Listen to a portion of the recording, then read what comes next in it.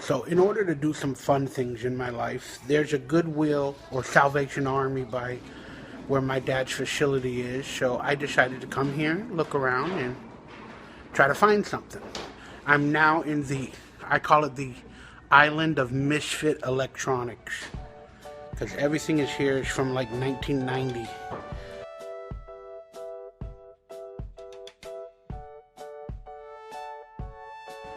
At least I'm getting out trying to enjoy life.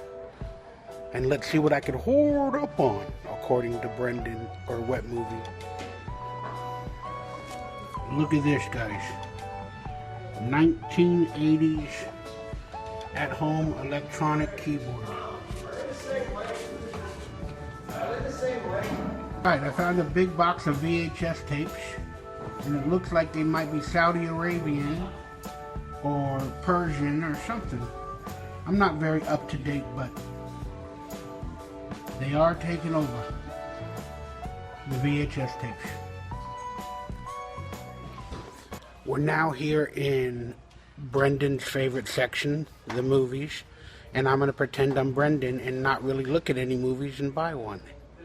Yeah, that was a dig, Wet Movie. But hey, let's see if I find something for them. Oh, that'd be for Cool Duder.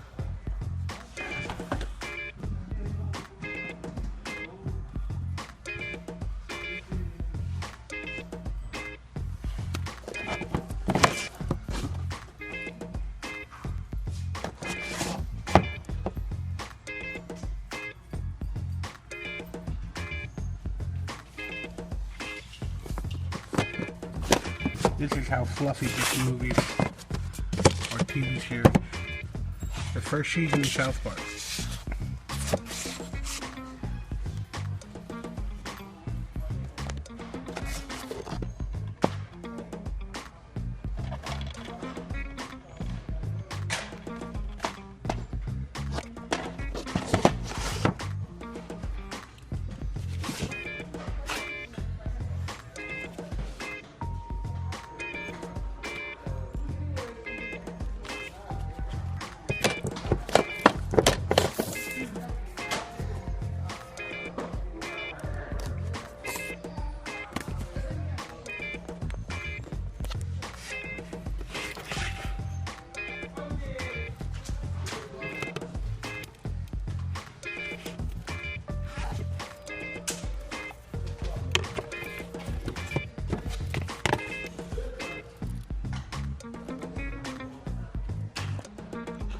So, Brendan or Fluffy, let me know what this is.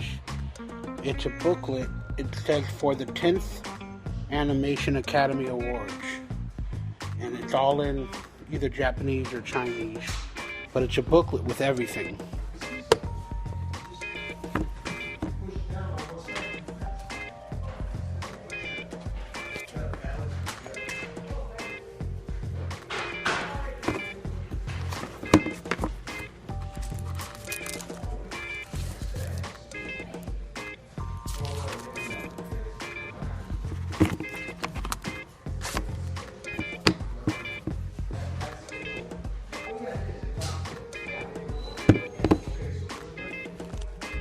My brother's a record collector, so he's going through the records.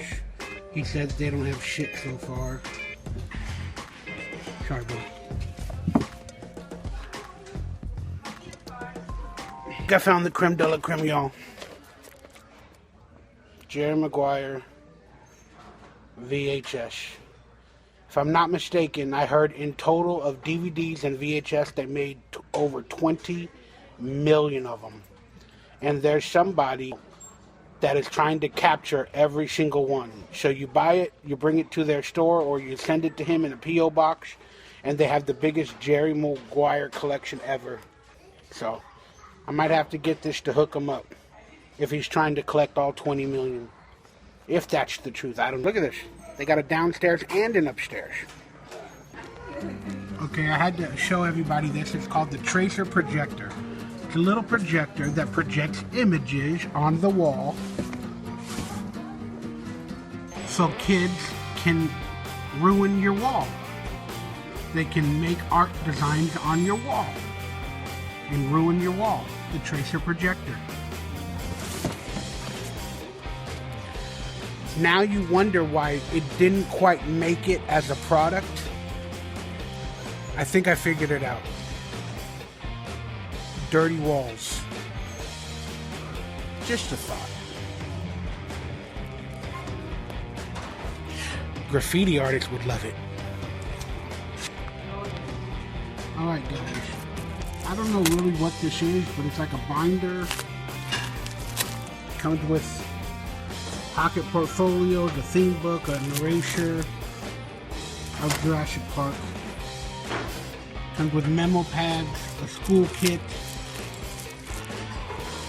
And I know it's pretty important. It was made in the 90s.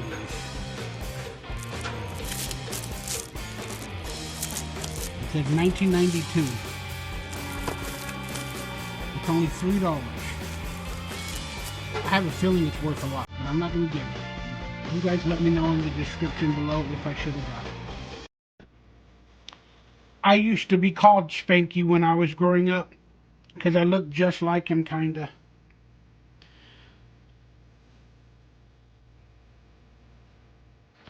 So I'm gonna hopefully in time put that in my bathroom, clean up my house first off, because it's dirty normally, but it's even more so lately. But I was gonna put that in my bathroom, so while I'm taking a shit, I could have some good memories of the Little Rascals. I love the Little Rascals. So, hey, let me know your favorite Little Rascal in the comments below. Mine was always Spanky. And my brother, my actual brother in life, they called him Alfalfa. Because he always had his hair kind of messed up. And my brother was kind of tall and skinny, and I was short and fat. So we were Spanky and Alfalfa. So.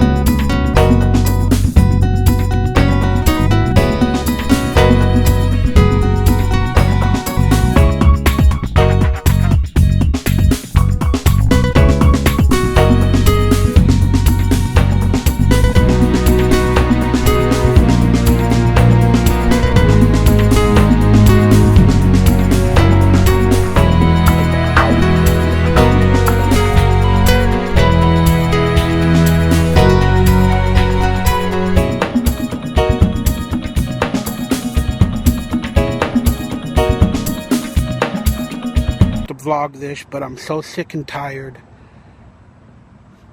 of this bullshit. Every time we visit my father, I know I didn't want to vlog about bad news, but every time we visit my father, they got him drugged up on propofol. The last 7 times, so my dad is never alert and whatever when we want to, visit with him. And they always have an excuse. Oh, it's because he had a little pain. Oh, it's because he's restless. Oh, it's because of this. Oh, it's because of that. And then my fucking brother defends them.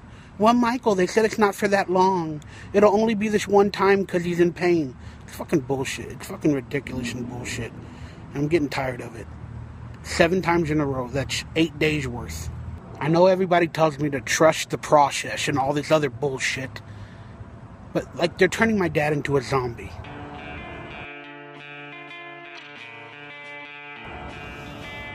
And every time I visit him, my dad's eyes are like a Cylon. They go back and forth. He can hardly, disintegrate whatever we're saying to him. And then to have my brother defend him for this long, it's getting on my last nerves. So, happy Easter, everybody. I really wanted last week's vlog to be my last vlog of possible pain and anger, frustration, desperation. But unfortunately, I don't know if I said it before earlier, but my dad was in a rehabilitation facility, got rushed back to ICU, and they've done another procedure on him. His intestines are blocked, and they had to like remove a part of it, intestines, or drain it or something, and he's been medicated like a zombie for fucking 8 times now. Basically, the 8 times we visited in the last 10 days, he's always on this propofol medicine, a Michael Jackson drug, and they keep saying it's because he was in pain, or because he has shortness of breath, or his blood pressure went up, he's moving around a lot, he's anxious, he's anxiety. Like, these are the excuses every fucking day from the nurses or whatever, and the doctors as well.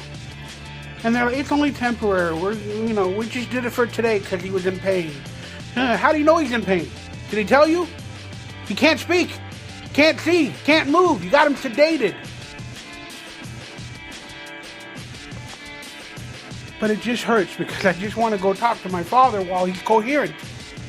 When he's not on these fucking medicines, these sedation drugs, he's like moving around, moving his face, playing with the drumsticks, and being alive and happy.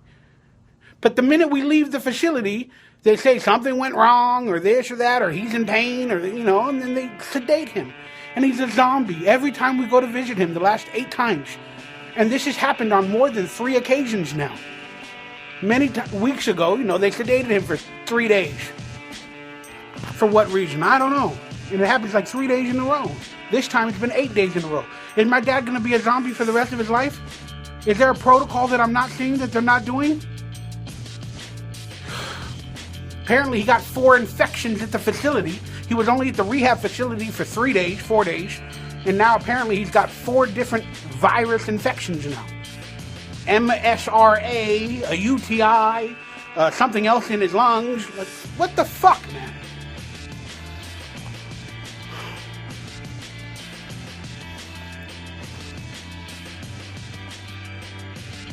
And what really made me mad is, you guys saw the video earlier, my brother, he's an amazing man, but he's clinging on for hope every time, he's going to the rehab, it'll be fine, he'll rehab, he'll get better.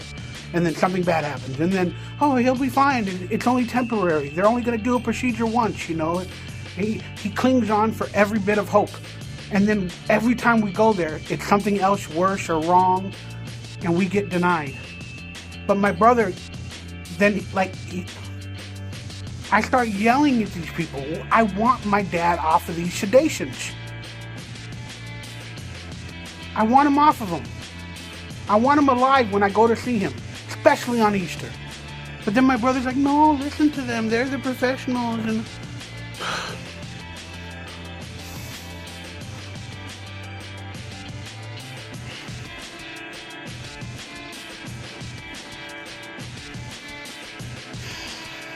I'm sorry, guys. I need to stop ranting like this. It's not good for you guys. It's not good for somebody else. But if I have any advice, if you or a loved one or an elderly person ever start these procedures, I'm going to let you know now. If they ask you, do you want us to do whatever we can to take care of your elderly mother, father, brother, sister, whatever the situation is, if the doctor asks you, do you want us to do everything possible to save their life or whatever, say, not everything. Don't incubate them.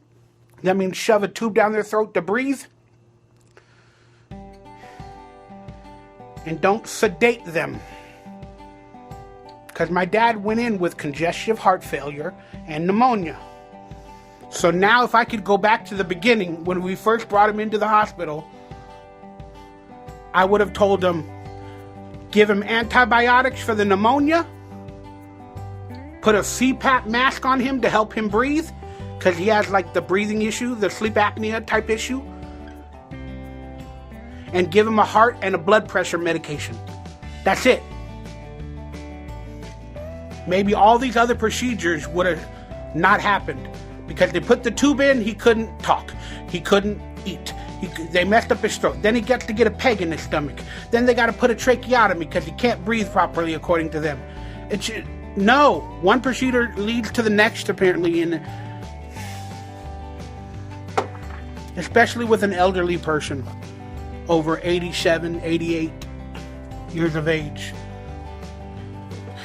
Tell them antibiotics, a little bit of heart medication, maybe pee-pee medicine, Flomax, whatever they call it, and that's it.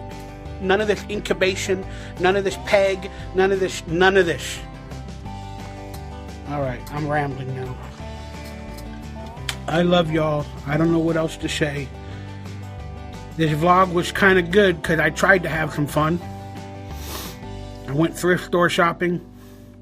I actually bought some clothes online for the summertime, some nice shorts and t-shirts because I wanted to go out and look my best.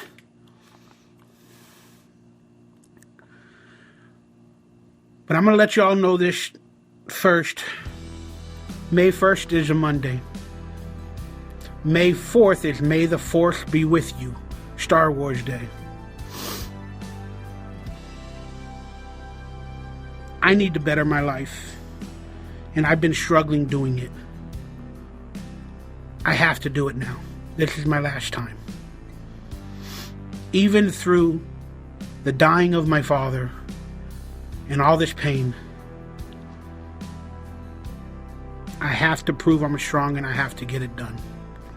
So I will be contacting Brendan, Sean, Cool Duder, asking them for advice on losing the weight.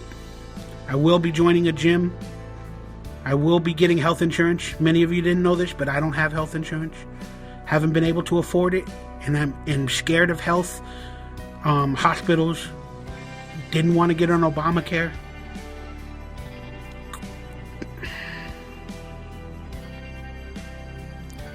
But starting May the 1st, man, I'm going to try again. Try to change my habits, be a little healthier, be a little happier, somehow.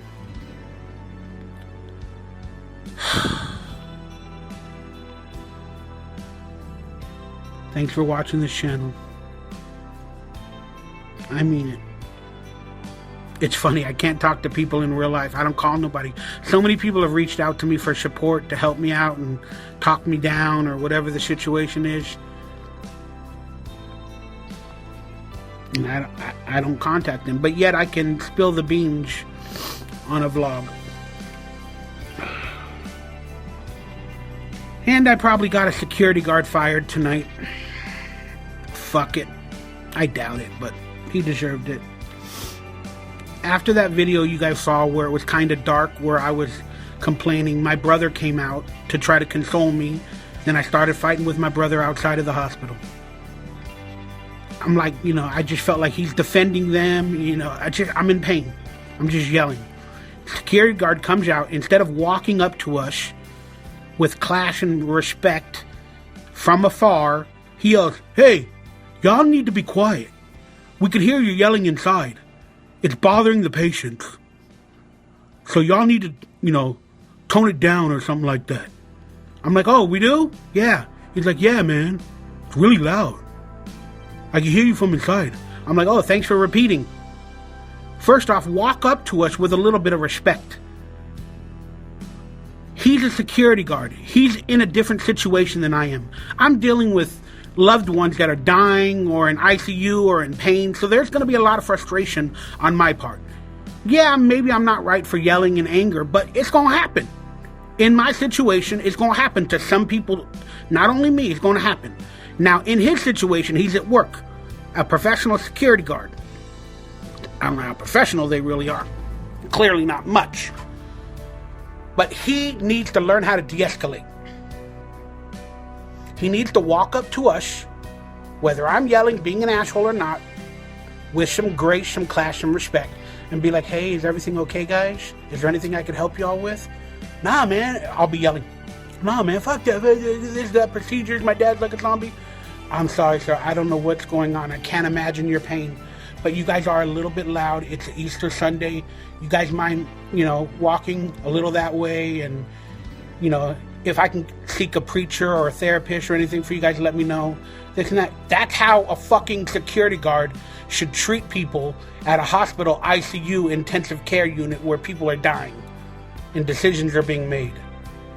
But no, he doesn't walk up to us. He says it from afar. like half a block away. Hey, man, what's up? Y'all gotta be quiet. Fucking learn some fucking respect and manners. So then I start yelling at him, and then I stood up and I go, bro, you need to talk to us with some respect. I go, people are dying in there. I have family members dying. That's why I'm yelling. But how about, you treat me like a human being and respect what we're going through and tell us, if we could walk away or if you need us. And he's like, well, I'm just letting you know you're being really loud. I go, yeah, I can hear you from over there. I go, how about you say it to my face? He goes, I don't need to get in your face. You're all loud and being obnoxious. Oh, I'm being obnoxious now, sir. Okay. He's a young guy. He's a young guy. Doesn't know no better.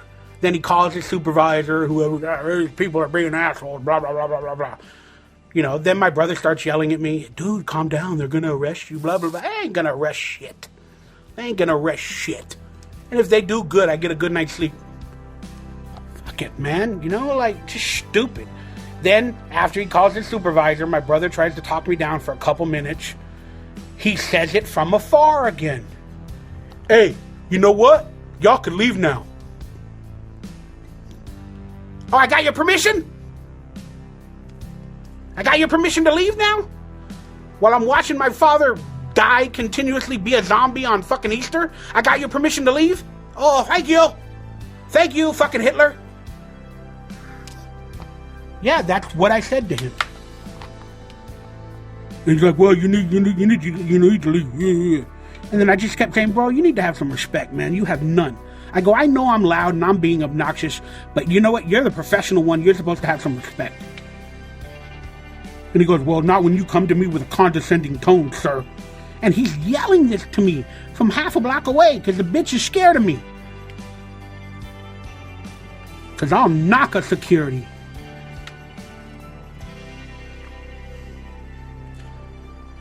So, whatever, I went back into the damn hospital a little while later. I guess I had his permission to go back in. Tried to spend time with my dad. Tried to tell him stories. But then I felt bad. I'm a human being. So then when we left, so he wasn't there. There was another security guard there. And I told him, hey, the gentleman that was here earlier that was working, I felt like he didn't de-escalate the situation properly as a professional. And then he goes, do you want to talk to a supervisor about the situation? And I go, yeah, why not? Let me at least tell him my feelings on the situation. I know I was loud and wrong, but still, he's in a different profession. And he needs to be better than me in those situations.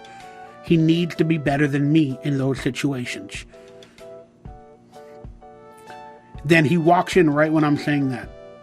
I guess he went for a coffee break or something. He comes back in. And then I was telling the security guard, yeah, call a supervisor. Or, I'll tell him how I'm feeling. I go, I don't know the gentleman's name, though, that was working earlier. Do you know his name? And then the guy goes, yes, may I help you? And then I look and it's him.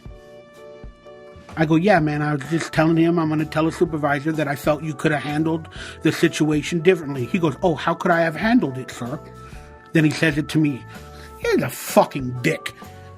Then I said, you could have de-escalated. You could have had a little respect. I know I was in the wrong, but still, you're in a profession. You make money. You're supposed to de-escalate the situation.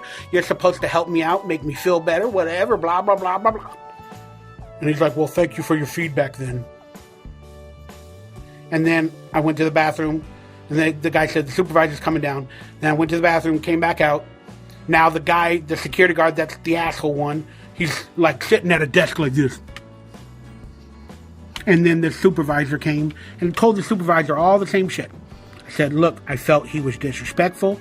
He didn't de-escalate. He didn't have any respect. He's in a different profession. I go, yes, I was yelling. I was sarcastic with him as well. But still, we're in two different situations.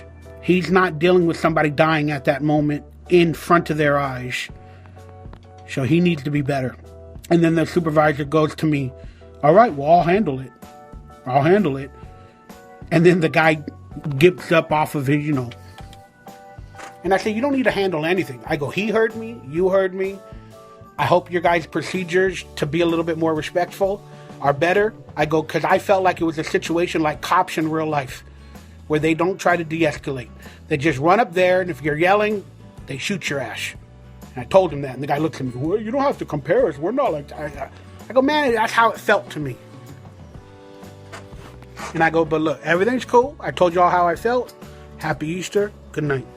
And I walked away. So, whatever. All right, y'all. I've been rambling for like 15, 20 minutes. This is my vlog for this week. Happy Easter, y'all. I don't know what else to say.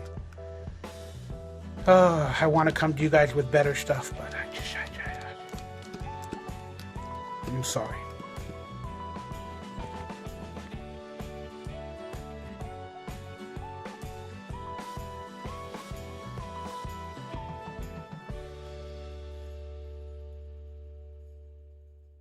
Because the bitch is scared of me. Because I'll knock a security.